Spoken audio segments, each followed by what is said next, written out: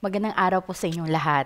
Ngayong araw na po ito, ang topic po natin ay tungkol sa changed life or pagbabagong buhay or binago ng Panginoon ng ating buhay. Um, right now, I would like to introduce you sa aking dalawang kaibigan. Magkakapatid po sila. They are both talented and at the same time, kasama ko din po sila sa church at saka sa ministry.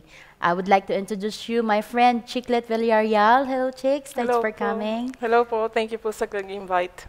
And also, one of masasabi kong very multi-talented. Magaling din po siyang host at saka dancer. Ito po si Kashmir Sue Villarreal. Hello, Cash. Salamat po sa pag-invite din sa akin. Yes. Mamaya, pag-uusapan natin ang pagbabagong buhay ninyong dalawa. I know there are a lot of things that, been troubling you and also at the same time, naging inspirasyon ninyo.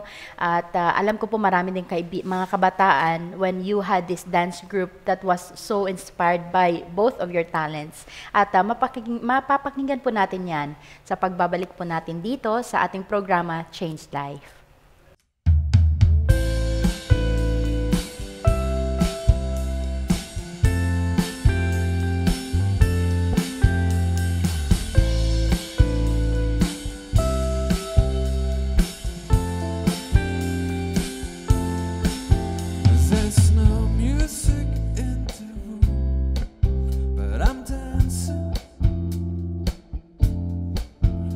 There's no flowers on the board, but I'm in love.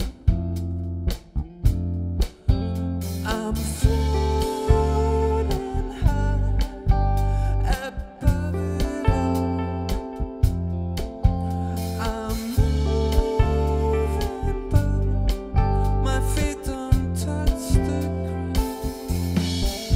I'm alive, but I'm not feeling the love. I'm alive, but I'm not feeling the love.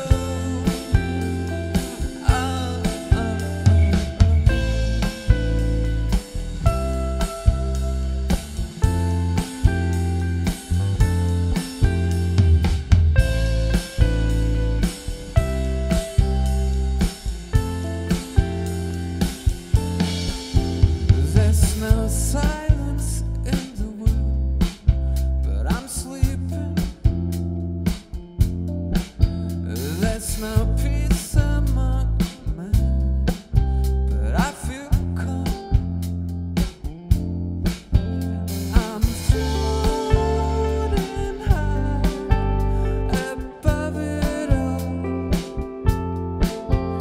I'm moving, but my feet don't touch the ground.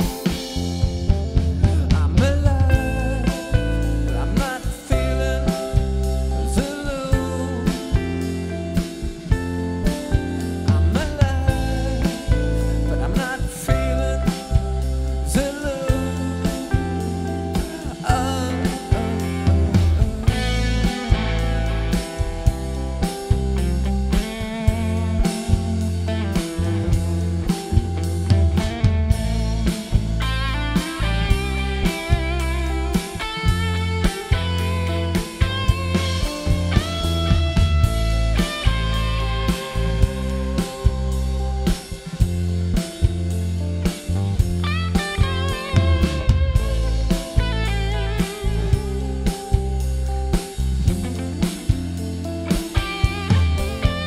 I've traveled far an endless time to reach the shore, throw my burden off the ground. I'm not feeling the love.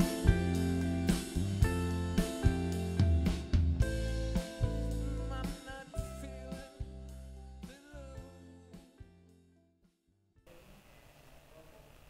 Welcome back po dito sa ating programa, Changed Life.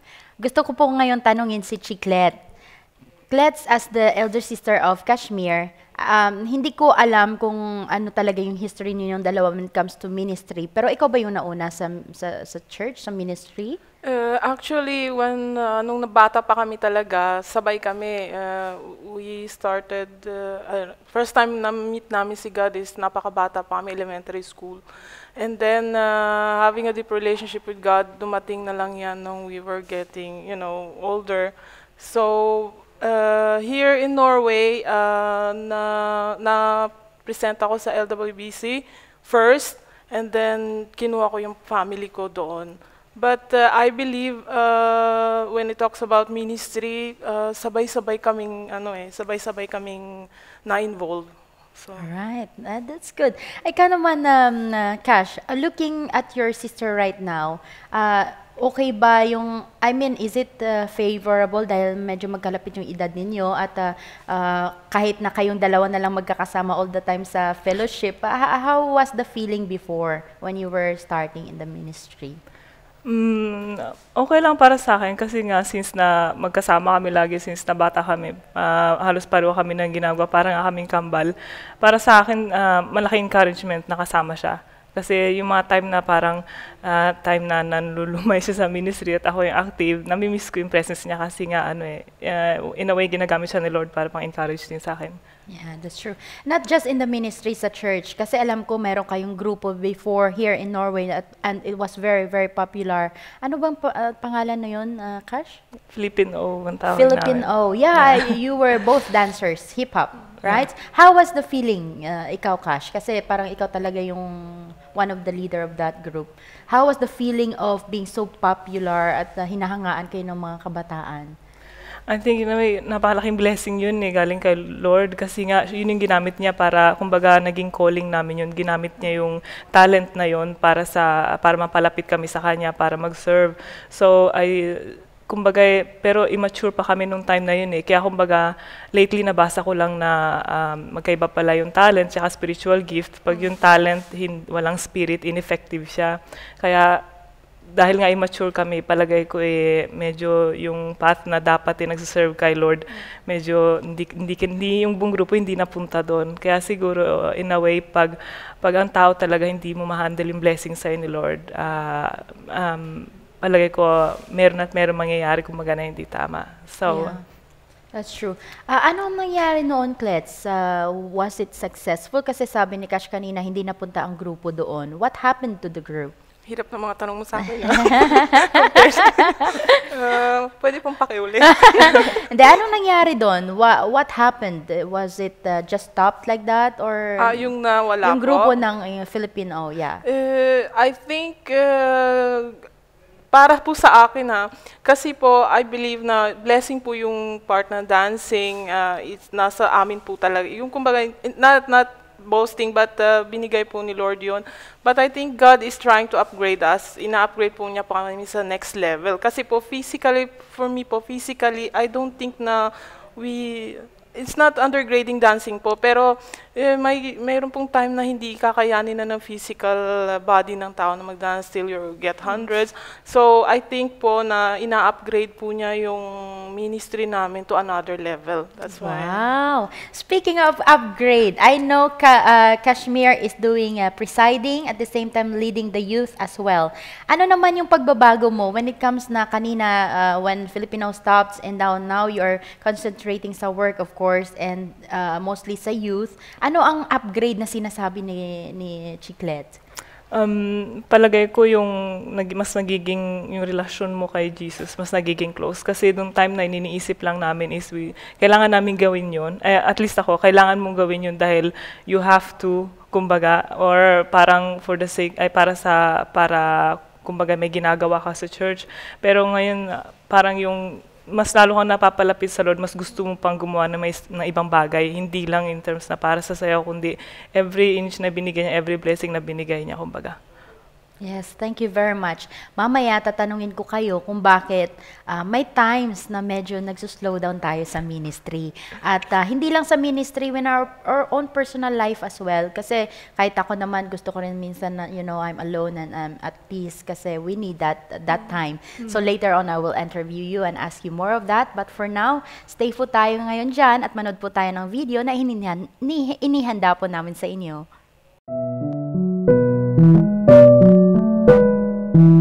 Paano ako naging Christian?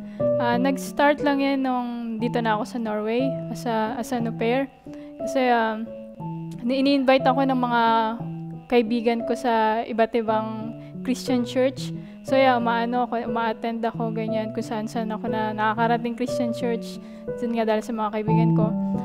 Kailan ako naging Christian? Actually, last year lang eh. So last year ko lang tinanggap si Lord as my Lord and Savior. And then, bago mag-start ako ng Bible school, kasi parang nararamdaman ko na sa sarili ko na hindi na ako masaya. Parang may gusto akong gawin pero hindi ko alam kung ano yun. Parang may hinahanap yung sarili ko pero hindi ko naman alam. Tapos parang may problema ako, ganyan, pero hindi ko alam kung ano yun. Ayun, ngayon bilang isang Kristiyano, marami akong ginagawa, marami akong natututunan. Isa na dito yung pagbabasa ng Bible na hindi ko ginagawa talaga nung nasa Pilipinas pa ako. Although yung Bible meron kami, but nandiyan lang, display. So yun, ngayon more on Bible ako kasi nga 'di ba nag-aaral din ako ng Bible school. And then self-studies, and then yun mahilig ako makinig na ngayon ng mga sermon na hindi ko dati ginagawa talaga. Pagbabago sa buhay ko, doon, marami akong pagbabago sa buhay ko about kung paano ako mag-decide sa sarili ko. And then, yun, not na pag nagdidesisyon ako yung laging ako lang sa sarili ko. Nagpe-pray ako lagi, madalas na God, ganito, may hinihiling ako, ganyan. Kung hindi mo man to ibibigay sa akin, okay lang kasi I know naman na may gusto kang ibigay, hindi dun sa mga hinihiling ko. Ganyan. Tapos about sa kung paano ko tignan yung life ko ngayon na parang pagka meron akong hindi nakuha, okay lang kasi maybe si God mas may gusto pa siyang ibigay sa akin, hindi lang sa gusto kong hinihiling. Mas yung pagtingin ko ngayon ng problema, mas okay kaysa dati, mas marami akong alam, mas easy ako, mas komportable, tsaka mas peaceful yung heart ko. Actually, now, yung ministry na ginagawa ko is sa kitchen lang muna ako kasi gusto kong maging like kumanta but hindi pa siguro ako masyadong or masyado pa akong hindi sanay sa stage. Masasabi ko sa kanila, open lang nila yung heart nila kay God. So, wag nilang na laging dapat sila lang ganyan, sila lang na makakasolve ng problema nila. Ganon. Kasi, si God naman, basta ihanapin mo lang siya and then may faith ka sa Kanya. Handa ka naman niyang tulungan Handa ka niyang tulungan na mas mahanap mo pa yung sarili mo, mas makilala mo pa kung sino ka talaga.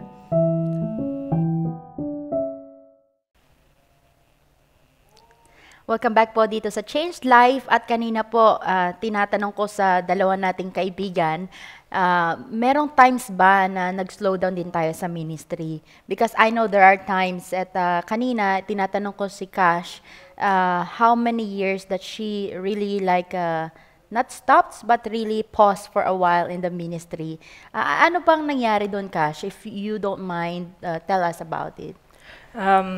Marami po kasing naging factor nung unang-una pagdating sa, siguro most na dahilan ng mga maraming tao na sa work, pag minsan nasusobrahan ng work, minsan nawawalan ng time, at saka pero ang pinakamalaking factor po nun is siguro na dahil I was in a relationship with a non-believer, siguro po. Kasi yung time na yun, pag na-realize ko ngayon na pag talagang magkaiba kayo ng paniniwala, mapanay compromise ang mangyari sa relationship. Gusto mong, kumbaga, i-please yung pangalawa, ay yung dalawang side. Kaya, kumbaga, yun yung pinaka-struggle ko sa time na yun. Yeah. Is it, yun siguro tinatawag nila na burnout, di po ba? Yung ganon, that you want to do, but you don't want, you know? Ikaw naman, Klets, kasi looking back at your little sister, I know you are hurt most when she's hurt as well. Kasi alam ko talaga you are very close. How did you encourage her as well during that time? Uh, did I encourage you that time? And sa pag-alala ko noon, may mga times na, pagka nasasaktan ka talaga o masasaktan siya noon, mahirap tignan. So, but then we tried to keep the word of God in that moment. Kasi I believe na mas powerful ang word ni God. Mas powerful yun kaysa we go out na maghanap ng ibang solusyon. So, That's true. tama yung ginawa ko, di ba? But sa iyo naman, Cash, I know that you did not do it alone. Marami ka ring tao na pinuntahan and you ask not help but comfort. Sino ba yung mga tao na to that really helped you to recover back again? Una-una yung pamilya ko, syempre, pero kumaga, malaki ang role ng bishop natin sa church ng LWBC kasi siya yung parang tumayo na tatay since na inaccept ko si Jesus, kumaga personally, hindi lang dahil lumaki yung Christian, kundi yung personally talaga. At saka, ang nilapitan ko talaga yung mga kaibigan ko na alam ko na malalim sa salita ng Diyos. Kaya nakatulong sila sa akin kasi nga nire-remind nila kumbaga maraming tao kasi na namold kay God ng iba-ibang reason, yung iba siguro sa suffering, yung iba sa healing, doon nila natagpuan si Lord. Kumbaga ako siguro mostly sa correction. Marami akong ginawang mga mali, but I believe na nire-remind nila sa akin lagi na talagang nagpo-forgive ang Panginoon na lagi may second chance. Thank you. Ikaw naman, Klets, nangyari din ba sa buhay mo yung kagaya sa kanya? Not actually the history of how she was, got not trouble, but yung ganun na nangyari. But in your own personal life, meron din bang time na, you're saying, God, pagod ako, Lord, Yeah. There are times na talagang yung talagang gusto mong magkaroon ng sariling moment sa sarili mo. But then, nare-realize ko na I can't do it actually alone. I still need God whenever, kahit kailan, kahit talagang kakailanganin mo si Lord. I can't remember yung time kasi kung kailan yon or when, but merong moment na di kasi kami makahanap ng church noon dito. So talagang yung pagiging Kristiyano mo is tuyong-tuyo, yung walang-wala talaga. So I believe na God, we couldn't find Him, but He looked for us. I think He's there, but He made a way para mapuntahan namin siya ulit. Amen. Ayan po, gusto kong sabihin sa inyong dalawa, things happens for a reason, but our Lord God made it, maybe sometimes sickness or sometimes relationship, but I'm sure He is putting us and preparing us for a better future. Amen. And I know that you guys had overcome that. Cash, I know na bago ka ngayon bumalik sa ministry, nagiging very active ulit at nagiging one of the youth leaders right now sa Generation Y natin. Is there a moment right now or before this time that is hindering you or really keeping you so close to God? Actually, yun lang talagang work kasi nga parang marami akong responsibilidad sa work kaya talagang pag sinabi mong overtime talaga. Tapos, yun din siguro may kinalaman na malayo yung tirahan namin dahil taga-Ashim kami, taga-Oslo sila, kaya hindi kami kasing available kung gugustuhin man namin. But all these things still keep you from, doing, you think is better for the church and for the other people, right? Tama naman yun. Ikaw naman, Klets. I know you had just been the not guest of honor pero yung speaker ng Generation Y lately. Why is there may advantage ba ito na magturo ka sa mga kabataan for your own personal yung sa buhay mo? Advantage ba ito or nakadagdag sa trabaho mo? Same. Copy-paste. Copy-paste. Actually, I think sa palagay ko, ito ay isang training para sa akin kasi na I'm still learning about God, still learning about the relationship with Him. Kaya para sa akin, hindi siya dagdag trabaho. For me, ano yun I want to do it like, kasi I want to do it with the joy in my heart. So, kasi parang therapy yun sa overstress, overdo ng work, or other things. Ano yun pagka namimit ko si God, between me and God, after sa gabi, okay, Lord, I want to have fellowship with you. So, para sa akin, ano yun yung relax moment ko. Kaya, I love it. Yeah.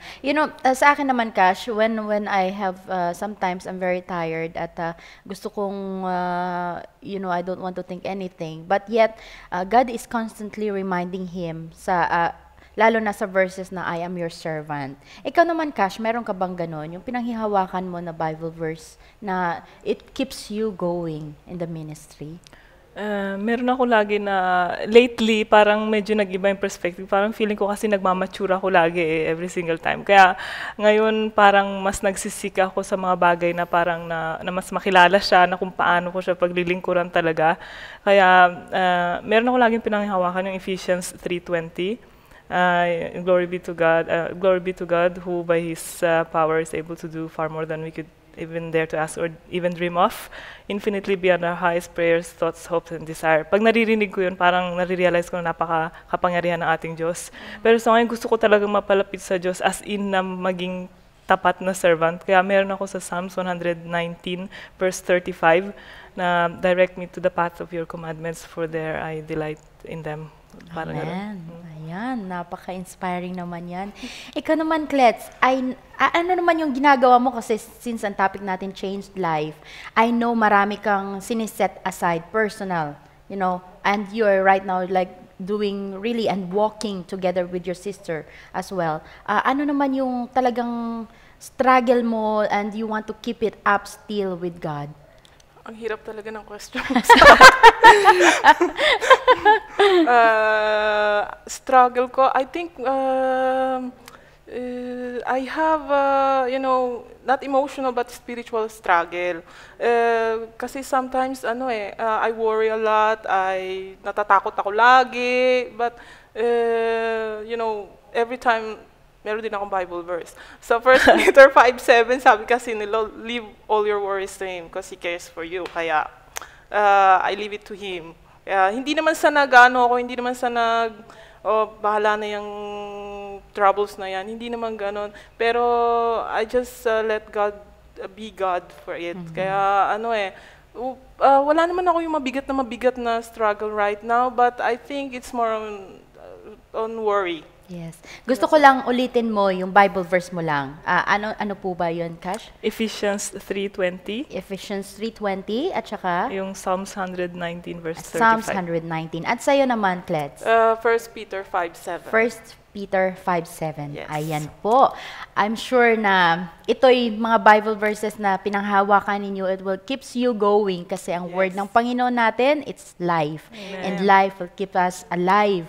Kahit sa mga panahon pa na we don't want to serve Him, we are tired. But yet, since pinapanghawakan talaga natin ang promise niya sa atin, we will be glorious together with Him. Maraming salamat sa inyong dalawa sa pagpunta Salamat din ninyo po. ngayong araw na ito.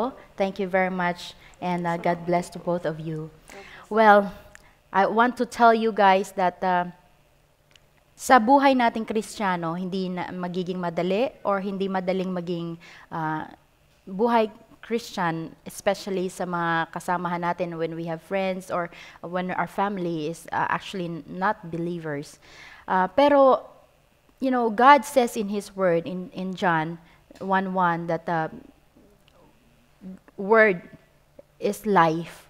And that life will be the one who will keep us like energy, to keep us going in the future. At I will encourage you, if you are, alone and hesitant to do the things of God, what God is asking you to do, read the Bible. Those words will encourage you. Those words will give you life and give you hope in the future. Maraming salamat po panood ninyo ngayong araw na ito. God bless you.